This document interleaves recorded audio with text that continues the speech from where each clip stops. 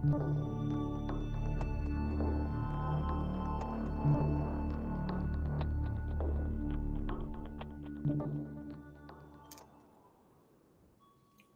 morning. Welcome everyone to the Wall Street Blockchain Alliance's Crypto Roundup for Friday, May 30th, 2025. Ron Quaranta here with my amazing co-host, David Brill.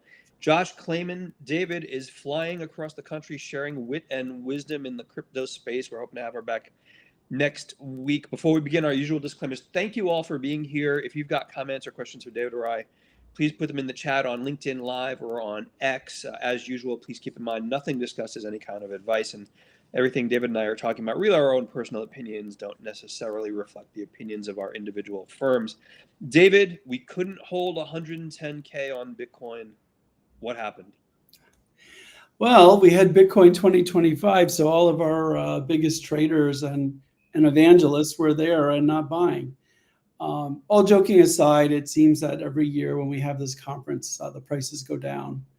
Was disappointed that I could not be there this year. Love Vegas, but just had a few pressing commitments here on the East Coast, as well as having attended Consensus in Toronto. So only so much you can do at one time. What's your thoughts, Ron? Are you surprised, or did you sort of see that as a catalyst to get to all-time highs?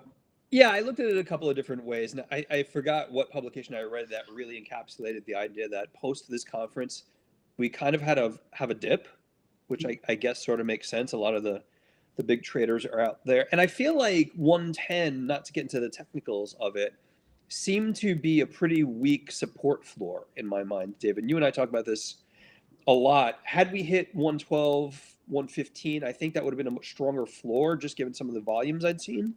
But 110 just didn't feel, and I know that's a really weak word, like it would hold. And the puppy is angry with me for saying that. My dog as well is not happy that 112 couldn't hold his all-time highs.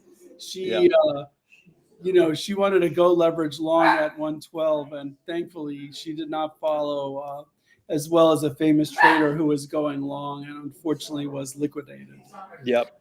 I do think that Ron, like the 105, 106 level is a lot of places where there's a lot of potential liquidations of longs at that level.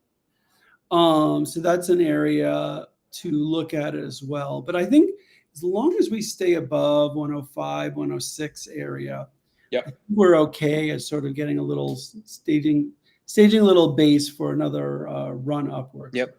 You know, David, it also brings us to a topic that you and I have spoken about, and I would love the audience's thoughts on this as well. I'm not being critical of the model, but a lot of firms are now adopting the MicroStrategy Sailor model of buy Bitcoin as the operating model of the business, including issuing equity and debt to substantiate these purchases. And now we're seeing a whole bunch of different companies. GameStop waded in. I think it was a $500 million purchase. David, correct me if I'm wrong. So part of me looks at that and says, well, this will be the impetus for higher prices. I get that.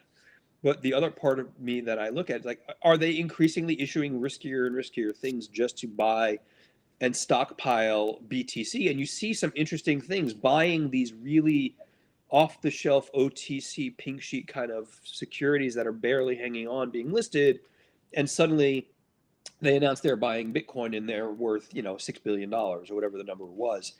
I feel like I'm overly concerned about the model, David. Look, I think in some of these were announced at Bitcoin 2025. Yeah. I'm a proponent of companies having more or holding some or having Bitcoin on their balance sheets. I'm a proponent of companies coming up with unique ways of raising capital to buy Bitcoin to hold on their balance sheet. I just do worry that they walk too far down the risk curve, and that if we do have a drawdown in price, which in every sort of Bitcoin cycle we do have some volatility. And in particular, like I think this year we get to 120 or 140, and then we have a sell-off. Do they get impacted in a way where they have to, forcibly liquidate some of those holdings? And then does that create some sort of cascade effect? So I'm not worried about strategy itself.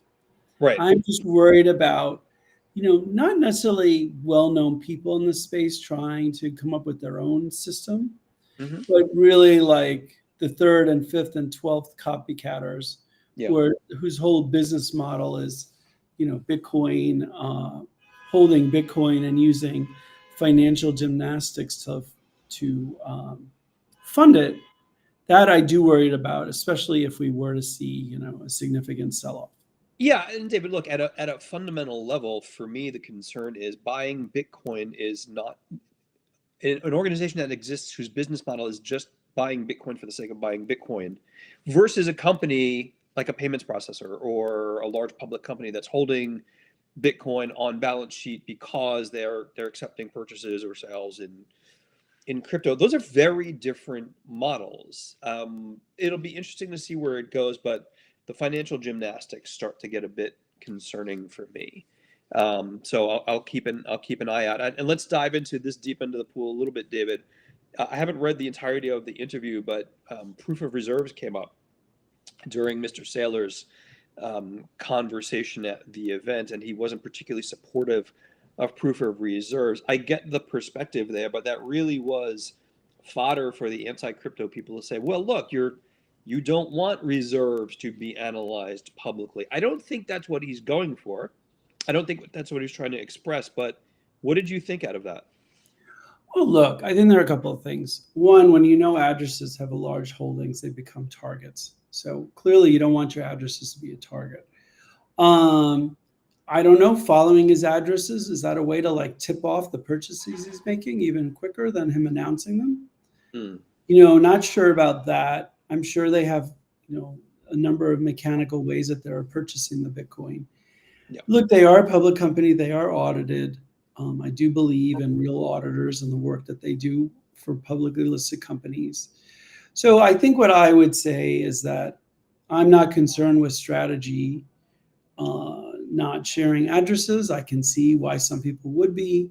Yep. I'm kind of looking at it a traditional TradFi-ish looking view of how he's holding his Bitcoin, and we don't know if Apple has 100 billion in cash. We don't know what bank account they're holding it in, Yeah, but that bank account also isn't as easily targeted as a crypto account. So look, it's fair. I understand where people are coming from. I'm not particularly concerned by it.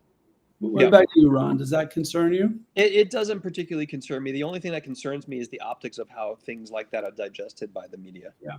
I get, credit to Saylor. He has a thesis that he is committed to, and he executes on that thesis and has been doing it for some time. So it'll be interesting to see where that goes. For everyone in the audience, thank you so much for joining us, David. While we're talking about price action, while we're talking about the market dynamics, as I mentioned, price action, the sun just came out, by the way, which is interesting.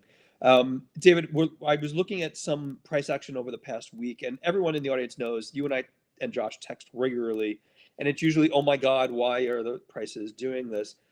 I've been trying to analyze the negative correlation between crypto and the word tariff, David, and I am not able to find the correlation other than someone said tariff and the president tweeted something and things imploded. Why? Well, look, I think again, it's all about instability and not knowing exactly what it will be, how it affects companies. And the Supreme Court on the district court level said that what President Trump was doing exceeded his authority. Then it went up to the appeals court, who said, we're putting a pin in that for now as we review the arguments. So yeah. I think there's a little lack of clarity there. I do think we'll benefit ultimately from, once the tariff policies are defined more clearly and we have agreements, I think some of that will go away. But look, it's not insignificant, the effect it has on companies, on prices. Mm-hmm. And so I think that's why you're seeing this happen. I'm with you. The reason I bring up this topic in particular, and for everyone watching, I do this to David all the time, this topic of why do tariffs make us react the way we do? And I get the macroeconomic impacts of that, or at least the forecasted impacts of that, David. But I guess part of my question is, are we too knee-jerk reactionary in the crypto space? Like we've had the conversation, you and I, about crypto moves faster. Crypto prices respond to economic stimuli faster. But is this almost a knee-jerk reaction to some of the news? Well, I try to mute out most of the engine noise you hear, because whenever I'm in New York, there's engine noise.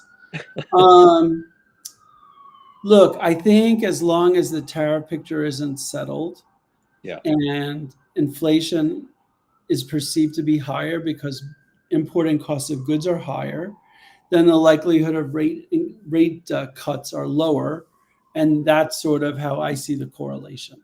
yeah, That the yeah. crypto community wants rate cuts, they want cheaper borrowing rates, they want lower rates, and these kind of things that prevent that from happening, have a negative impact on price. Emma Channing, thank you for the comment. I don't see it directly either, but David, again, parenthetically, it weighs in on the risk on, risk off conversation. David, let's do it, because we need to talk about some of the macro stuff as well. I haven't digested all of the data, but core PCE, personal consumption expenditures, is the Fed's preferred measure of inflation. It actually came in below estimates. I think it was 2.5, is supposed to be 2.7. Inflation seems to be moderating. Consumers in the U.S., arguably, sentiment seems to be pretty better, getting better. Pretty better is a weird way to say it. You can almost ask, why are we not more risk on?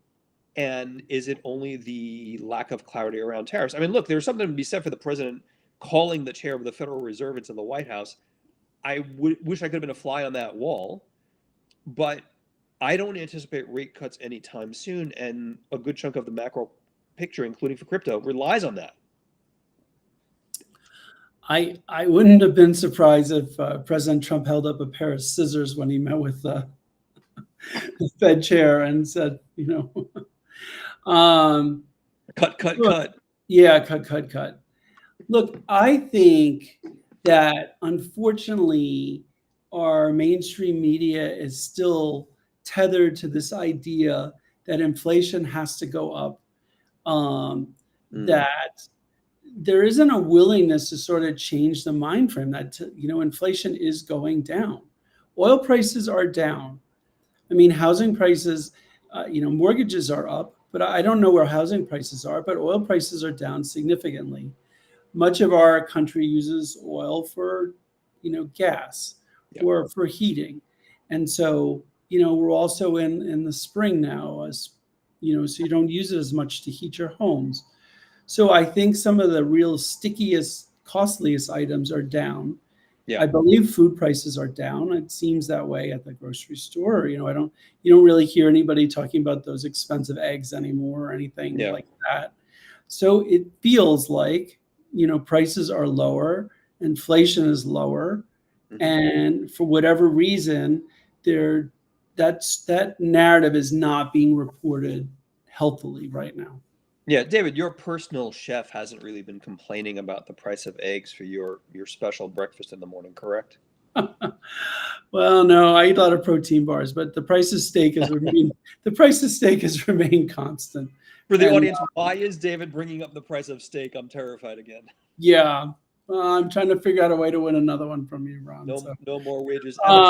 No Josh today for the risk on bet. That is correct. Josh, I think, is on the West Coast, sharing knowledge and walking the red carpet someplace. David, go ahead.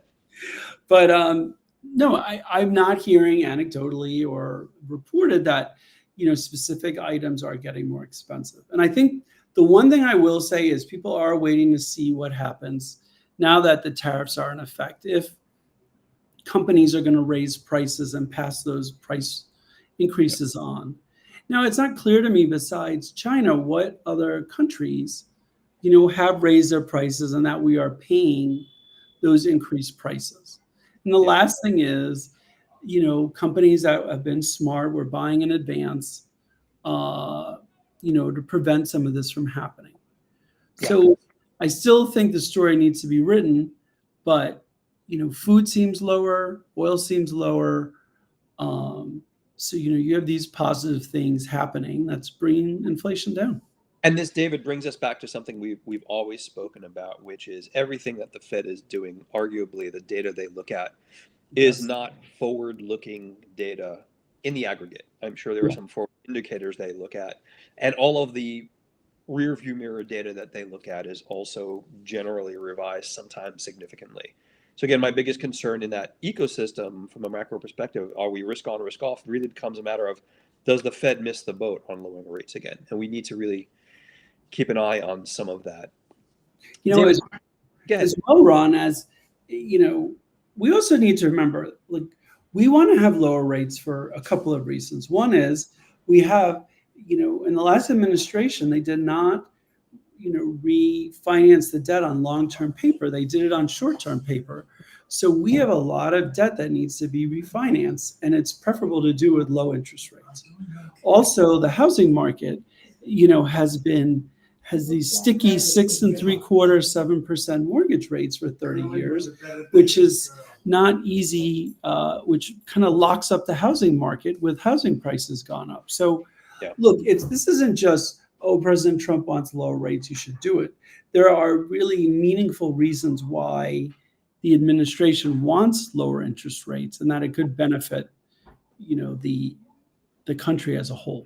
Yeah, David, look, and shout out to Bloomberg. The other day they had a guest on, I forgot the name, but really spoke about the idea that first-time homebuyers can't afford 6.9 or 7% mortgages given the prices of some of these houses. So it'll be interesting to see where it goes, David. I want us to pivot a little bit because there's a lot to cover, and I know we've got to stop at around 12:30 or so. But you and I have been talking about something for years, and I wanted to get your perspective on this. And I remember, I'm going back in the day, folks. I want to say, David, 2018, maybe even slightly earlier, where you and I had a conversation saying that once the institutions get in, once the funds get in, the 401ks get in, the wirehouses, it's to the moon. And we've been seeing that peel away, right? There's arguments that the wirehouses are now getting involved, but not yet, later on in the year. I was pleasantly surprised when the U.S. Department of Labor rescinded their concern, or I don't think it was a prohibition, but basically the concerns about don't put crypto in 401ks, which had a nice little bump in the market. But those changes take time, right? And I guess the question becomes, how long? Yeah. Well, look, I'll tell you, ever since working on the first Bitcoin ETF filing, I always believed, and I think the sponsors believed as well, that they envisioned that, and collectively, I think all of us envisioned that people would have the ability to put into the retirement account, and purchase Bitcoin. And I'm not saying people were going to go 100% allocated, but, people wanted to have, maybe 2, 4, 5% Bitcoin in their retirement accounts as part of their, structure, as part of their, their investment. And the fact that it's taken this long, one, to get the ETF approved, and now, thankfully, we have this letter from the Department of Labor. I do hope that some of the savvier players have been planning for this day, and can move this along so that people do have the opportunity to do it. Yeah. And look, you have to remember there are two different accounts. You have the typical managed accounts that the wirehouses or 401k advisors run for clients, and then you have self-directed. So look, it may very well be that wirehouses do not add any crypto into their managed accounts. Yep. But at least you and I and whomever else has, let's say they have, I don't know, obviously more than this, but let's just say they have $50,000 in a retirement account. Sure. And you want to put 5 or 10% in Bitcoin, they should be able to. Yeah. Like this whole concept of, there is a bit of paternalism when it comes to finance, and that, the individual doesn't know what's good for him or herself, and that, yeah, it's only the wirehouse or the, financial institution that knows best.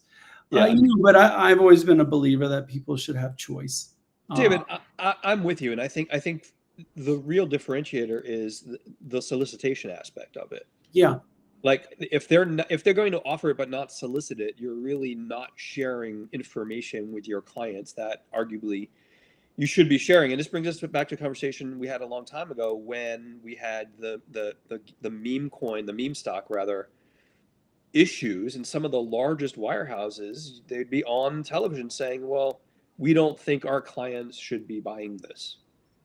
Part of you and part of my mentality, and I think yours as well, is who are you to say that to clients? Yeah. And I get the risk profiles, but tell me, tell me you disagree. Look, where banks or other financial institutions act as fiduciaries, as they do in 401k accounts, there's more conservatism. And look, for a large part of their client base, they really may believe this is not appropriate for them. Yeah. However, I would assume that people who have a longer time horizon, who are saving, who are interested in products that have real alpha, Yep. Those people would like some exposure. And again, 2 to 5% exposure of Bitcoin in your portfolio is not going to wreck or make your account, but it may add some juice to it. Yeah. But again, ultimately, you should have the choice. Agreed. And look, David, these are ultimately the firms that offer, I'm talking in the abstract, right? But they'll offer options trading to a wide variety of customers. And for anyone out there who trades options and knows what I'm talking about, they're required to share OCC risk disclaimers and all of these other disclosures that, are in 2-point font, David, no one reads. But those clients who, will be able to trade options. So to me, there's a little bit of that hypocrisy there. And I don't want to beat a dead horse here, but I think you and I are of like mind. Look, there are strategies that you could use. You could have a Bitcoin, covered call strategy. Yep, right. And it may not give you as much, it may not give you as high a return as owning Bitcoin, but it's a lot safer. Yeah. So there's a lot of different strategies. I think the more innovative banks will come up with different products and be more aggressive about making them, offering them to people. But I think at this point, a lot of people just want, whether the FA offers it or not. Yeah. Hey, you know what? I have X thousands, whatever, hundreds of thousands in my retirement account. I want a little exposure to this. So, yep. Please offer this to me and don't make me run around somewhere else to get that exposure. For everyone watching, this is not investment advice. I am not suggesting buy naked puts or calls on anything in the space. That can go south on you real quick. And people like Emma Channing, the private family office of Emma, she doesn't have to worry about any of this. They manage that for her. But Ron, well, here's what I'm saying. And again, we're not giving financial advice, but people want choice. Yes. People work hard. They put money aside, whether it be for savings, whether it be for retirement, and they want choice, and they should have choice. Yeah, agreed. Emma, I'm totally kidding. I hope you don't mind the family office joke. David, I want to rip up the script a little bit. It's been a busy week, like all of the weeks have been. You may recall several of our working groups started working on commentary for the market structure draft. A lot of things are happening in DC. A lot of things are moving forward, and it was open for public discussion. It was just a discussion document. And we started collating all of the comments from members. And then yesterday, the House releases their actual proposed draft legislation on the market structure bill. The thing that struck me about this, David, and I'm not sure if you want to talk about it, was how much it emphasized the CFTC to fill the gap from a regulatory perspective versus the SEC. There's a lot of work to do there, but is that a good thing? I think the prevailing view in during the last administration was that is a good thing. Yeah. I think, I really want to dive deep into it. I was fortunate to come across it yesterday and share it with our group right before a working group meeting. But I'm pleased that there seems to be more detail around some of the more substantive issues that needed to be addressed. Mm-hmm. And, I'm really going to, make some time. I think it's around 220 pages. And even though I read super fast, you are a fast reader, fast. Yeah, it's just something that I've been lucky with. But all that being said, it will take some time to go through that. But I think this is positive. I really appreciate that this administration is really focusing on this and making it a priority. And look, I think, again, we would like to see this in a bipartisan manner.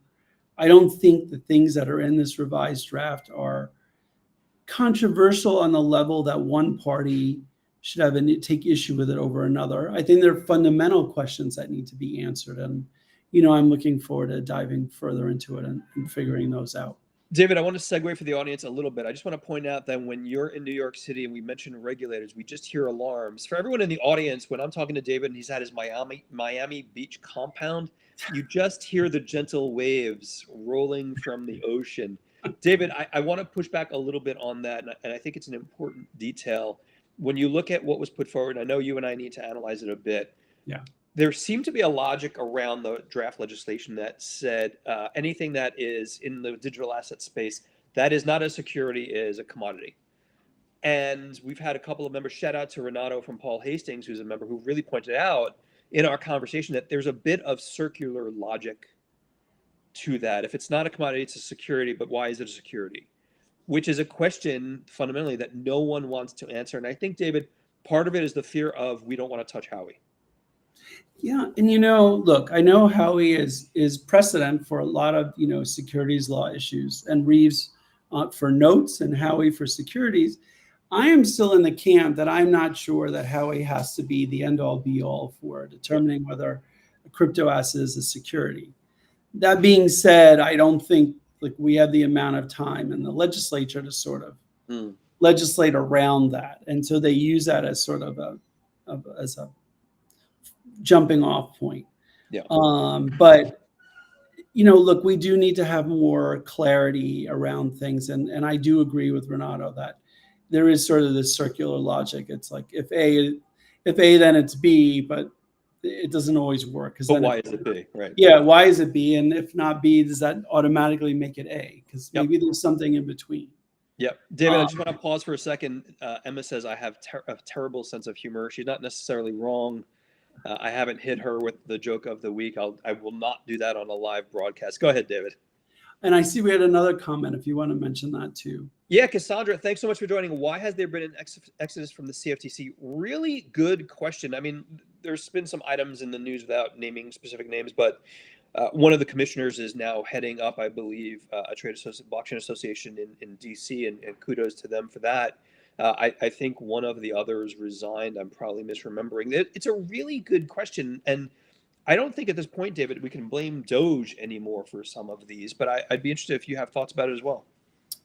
No, it's something I've been thinking about too. And I'm sure there are qualified people. I know a few probably who could be, and you do, who, could be a really qualified CFTC commissioner. Yep. So I think it's a good question. Why do we still have some, empty spots open? I think also I'm going to take this moment to say, be a little controversial, as Elon Musk, has said that he's moving back to the private sector, that I'm really appreciative of the fact that he shined a light on the fact that there is a need for reduced government spending. And I know that he's been a polarizing figure for some, and, people are going to these crazy extremes of scratching Teslas and this and that. But ultimately, this was a private citizen who took his own time and really tried to help bring down some of the bloat in our government. And maybe the methods that he and his team use aren't the ones everybody would use. That's totally up for debate. I'm really thankful that somebody really smart and successful wanted to spend some time sharing ideas and trying to make a difference. So I'm appreciative of that. I'm with you, David. I want to add one more wrinkle to Cassandra's really good question. I wonder how many people are leaving regulators in DC because things are, quote unquote, loosening up for the crypto space, and there's opportunity there. Look, that's a good question. I mean, there's always been an issue that some portion of people who work in regulatory agencies want to get that experience and move into the private sector. I think maybe it pays better. Yes, it pays better. And I think this time we may be seeing more of that because the ideology has changed considerably in a lot of departments. And look, the prior SEC was very hostile to crypto. I mean, I don't think anybody can disagree with that notion. And I think that perhaps those people who had a negative ideology towards crypto feel this new administration does not share that. Yeah. And I think the challenge is that some of the cases that were brought against some of the crypto companies, really the legal arguments were very tenuous. And you saw some of the judges call them out on that. So I think that maybe it's not a bad thing that we're seeing some, some new blood in some of the agencies, and that we're seeing, look, I'm not the one who said this, but some crypto companies said they don't want to hire people from the previous administration's SEC. David, there's something interesting about you saying the CFTC was openly hostile in the prior administration, and I feel like that's a relative statement, because when you put that up against the SEC, that's an entirely different level of hostility. Oh, no, Ron, I'm saying this, the SEC was openly hostile. No, I'm not saying the CFTC was openly hostile. I think. Sorry if I misheard. No, it's okay. I think they took more of a measured approach. I think what really was harmful is that the SEC became a place where it had a chilling effect. Yeah. People were circumspect about going to the SEC because they were concerned, hey, if we raise this issue, do we suddenly raise our head above, water and suddenly become a target? And as many of them did. So I think that's, that's the sort of paradigm that I'm referring to. Yeah, David, good point. But I do think it will be good to see, I think maybe that's a takeaway for next week, is to sort of see what's going on in the CFTC and why has there been an exodus. Cassandra, you just gave us homework for the week. Thank you. Come back next week. Hopefully we'll have an answer. David, while we're talking about the regulators, there are a couple of things we do need to cover. One was the SEC's civil case against Binance was withdrawn. I haven't read through the specifics of it. There's the usual pushback. Commissioner Crenshaw in particular pushes back on a lot of what the current SEC commission is doing. David, when you saw that, was that expected in your mind? Well, it's a great question, Ron, and we had discussed this internally. Again, I'm speaking only of my personal view and not of my firm. But a lot of us felt that after Binance settled for over $4 billion, that the SEC should have been part of that settlement. All the other regulators were, and they stayed outside of that settlement. And a lot of us thought that it should have been one global settlement. And so typically in those kind of arrangements, the regulators share on some prorated basis the fines that are paid by the company, and it goes to fund the agencies. I think Chair Gensler made a mistake by not joining the rest of the agencies and settling the case. And a lot of us didn't like the precedent of maybe trying to get a second bite and using extra claims. But ultimately, it seems like this SEC did not think those claims were sufficient or viable, and the complaint was dismissed with prejudice. And David, I'm sorry, go ahead. My long-winded answer is saying that the commission really should have settled when all the other agencies settled. And, I don't know, they may have lost out on some of the fines from the Binance settlement, but I do think this is positive for Binance and positive for the, for the centralized exchanges in our space. And hopefully, we're on the precipice of turning the page. David, I want to be clear for the audience as well. I had several colleagues who were not focused on regulation, certainly not focused on SEC settlements. This is distinct and entirely different from the Department of Justice antitrust case against CZ, which was fully adjudicated as well. And I'm a little worried that I brought Department of Justice up, David, and the alarms came on again in New York City. But again, a very distinct case. Yeah. So the Department of Justice case against CZ and Binance was related to OFAC violations and money and anti-money laundering violations. Yeah. However, typically you'll see if, these large scale settlements that the other agencies they do it cooperatively and they, have a global settlement. So this was an opportunity I think the commission missed to take that.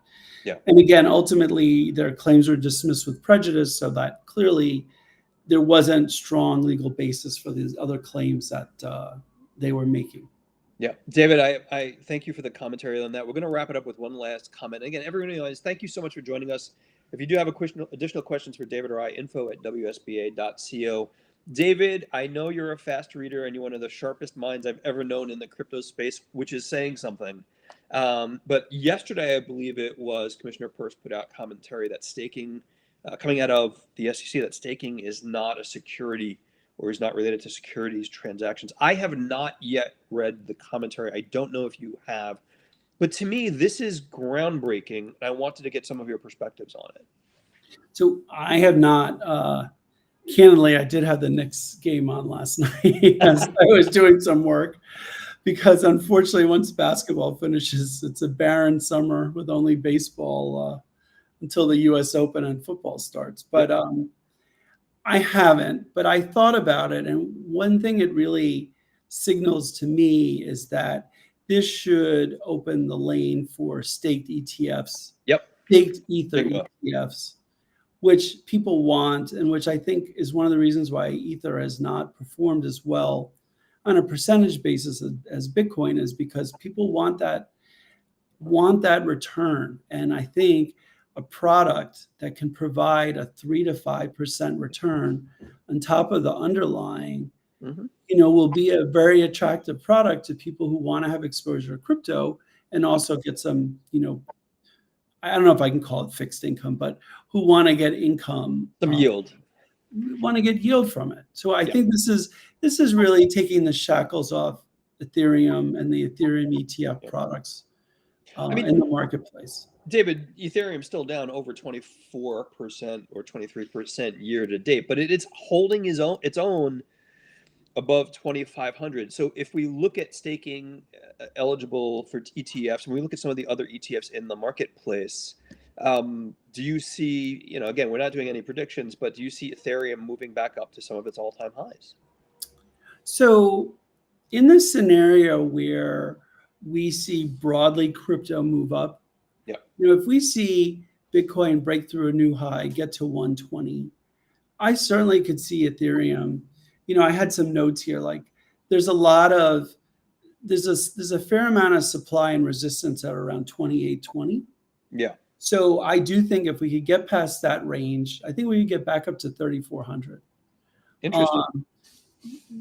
I don't think that Ethereum is going to move with the velocity of Bitcoin on a percentage basis.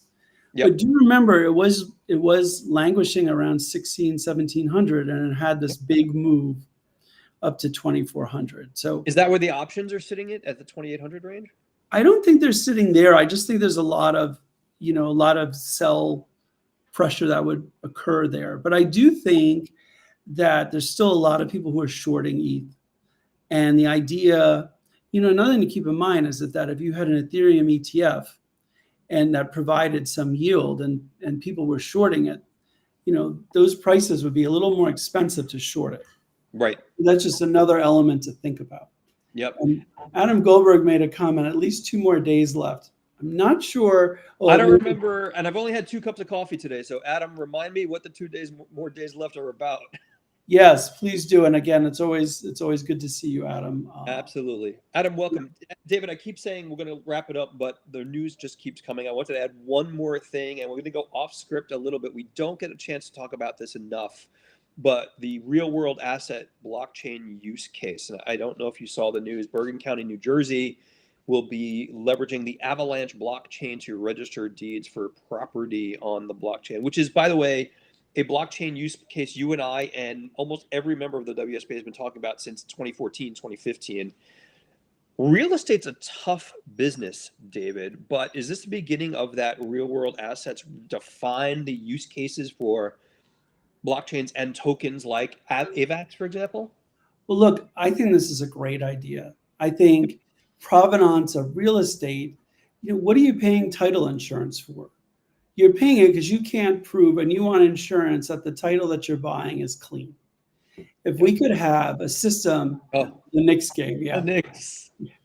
I blocked it out, Adam, because I think they're going to lose in Game 6 Indiana, for better or for worse. I had a different take. When I saw 2 more days left, I thought, is there a response to some SEC thing that we need to do? And I totally forgot about it. But Adam, thank you. Good, David, go ahead. So I think provenance is key. And so if there is a way using the blockchain to really settle the issue of title and that, make it cleaner, and that, people may not need title insurance anymore and they can rely on the blockchain to show, provenance of title, I think that's a really positive thing. Yep. I think that the blockchain and real world assets. I think in terms of, certain legacy systems that have been really like inadequate or still sort of, paper and sort of people writing and signing things. I think an efficient system being, implemented will be really helpful. And look, there's a whole host of great use cases and one last thing, I know I'm running on a little bit, Ron. It doesn't always have to be financial instruments. It can just be things that people use in their daily life interacting with their governments that, can be improved by the blockchain. Yep. David, I agree with you. We're going to end up leaving it there. I will end off with one quick anecdote. I do not live in Bergen County, David, as you know. I live in a different unnamed county in New Jersey, and they are perfectly happy with, I joked about this the other day with you, quill pens and ink and paper. So I'm hoping they join the 21st century in blockchain soon. David, thank you so much, buddy. Always good to see you. Emma, Cassandra, Adam, thank you so much for watching. Again, if you've got additional questions for us, info@wsba.co. I think the Learjet brings Josh back later this weekend, David. So she'll be back with us next week. We'll leave it there. Thank you, everyone, for joining us. Have a great rest of the day. Have a great weekend, everyone. Take care. Bye-bye.